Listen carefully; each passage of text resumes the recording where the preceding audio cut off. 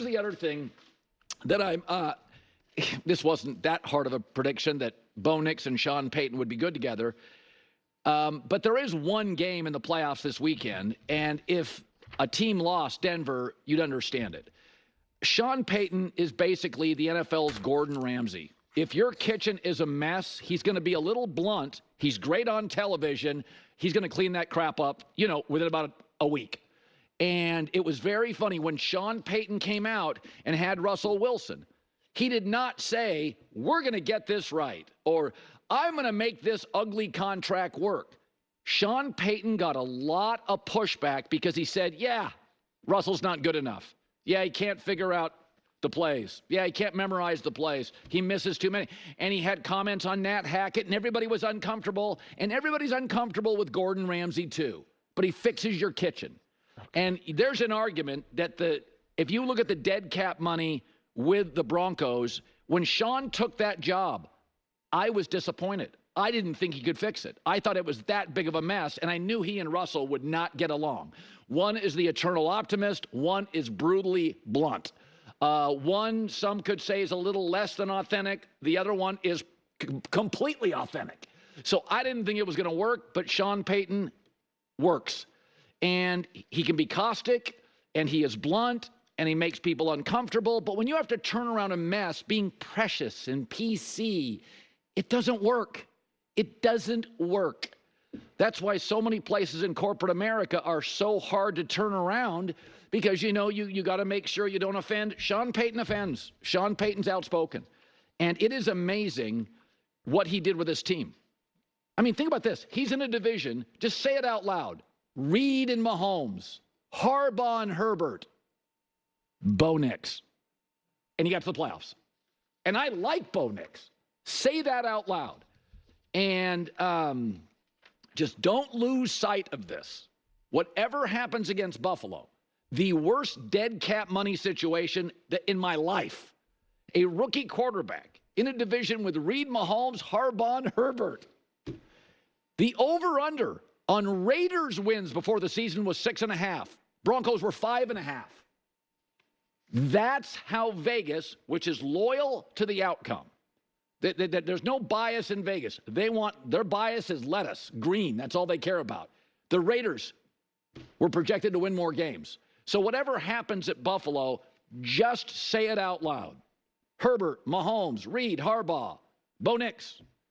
And I'm looking at some of these I'm looking at some of these Bo Nix numbers. It is, and remember this, Bo Nix was the 6th quarterback taken.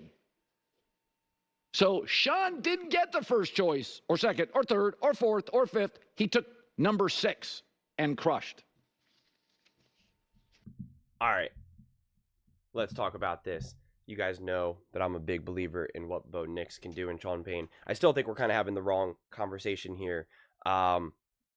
We don't have to talk about Russ anymore and the Denver Broncos. That's a thing of the past. And if you're still concerned about, Sean Payton's, coaching style and abrasiveness, it's like, I don't know what to tell you, man. He's the head coach of the Denver Broncos. He's an elite head coach, and Bo Nix is special. That much is very, very, very obvious. And in a future video, I'm going to do a deeper dive in everything that Bo Nix has been able to do throughout this season, because it's even better, way better than people truly understand, considering what the Denver Broncos actually asked Bo Nix to do as a rookie. And it was quite remarkable.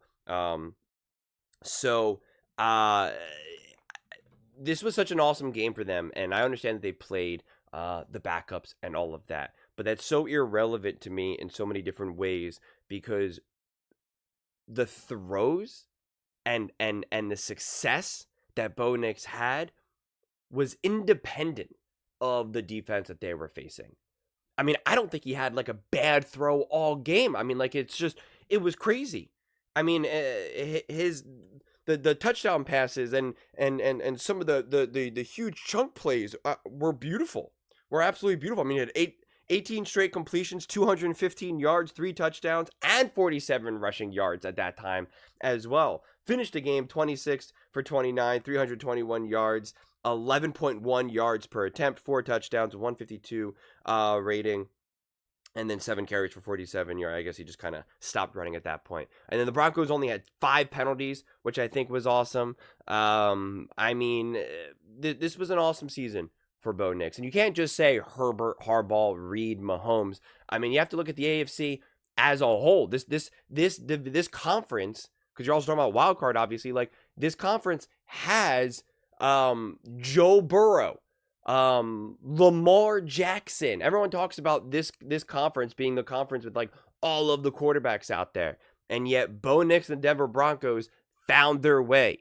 All right, I mean, Trevor Lawrence is supposed to be the prince. He's the one that got paid $1 gajillion. Tua Tagovailoa, Aaron Rodgers. We can keep going. These are all quarterbacks, all teams that were supposed to be head and shoulders better than the Denver Broncos and Bo Nix. And they were 1,000% not. You can blame some injuries, you can blame this and that, and if only this happened, and only if that happened. No. The Denver Broncos, Sean Payton, Bo Nix, at offense and defense proved consistently to be resilient, prepared, and ready for the moment. And I remember the beginning of this season, because we don't got to talk about last season, who cares? But this season, when it was a little bit of a slow start, people were angry. Oh, Bo Nix, I thought Bo Nix was supposed to be good. Ha ha ha, losers, laughing. And it's like, what are you going to say now, man? What are you going to say now? Like, this is big time. First playoff berth since 2015. That's a big deal. The Broncos have been irrelevant for a decade. Irrelevant. And now here they are. First year with Bo, boom, playoffs. And again, they didn't limp into the playoffs. This wasn't like, oh, gee golly, we're just happy to be here. Oh, it's so cool. If this team loses, we can find our way in there. No. They marched into the playoffs. They earned their playoff spot. They weren't there just because the other teams were so bad. They earned their playoff spot. Earned it with big-time play throughout the season, with some big-time wins and big-time moments. This division is no longer the Chiefs' division. I've said that now a few times this season. It is no longer the Chiefs' reign. The Chiefs fans really believe that they're going to win the division for the next 5 years in a row, 10 years. I mean, like they're, we'll keep this, kid-friendly here, but we'll just leave that to the side. The Broncos and the Chargers are here. This division is going to be a gauntlet. This division is going to be reminiscent of what the NFC North was, or is, I should say, right now. And it's just like, it's coming, man. The Denver Broncos and Bo Nix are for real. I can't wait to make my follow-up video to kind of unpack Bo's rookie season and some of the numbers. I mean, it was just, a little preview. He's top 7 in dropbacks, top 7 in pass attempts.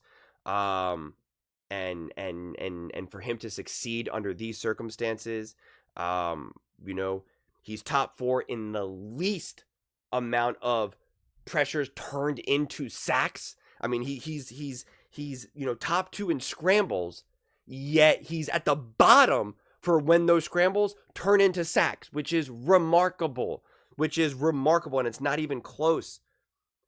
His pressure to sack percentage is 12.8, where you have Caleb Williams is 28% and Jaden Daniels 21%. So at a huge, he's up there with, Josh Allen and Lamar Jackson for being pressured, but not allowing it to turn into sacks, which is just amazing, because it just shows you how mobile he actually is, how strong he actually is, and how when he scrambles, he doesn't try to do too much. So he doesn't put his team, on their back foot.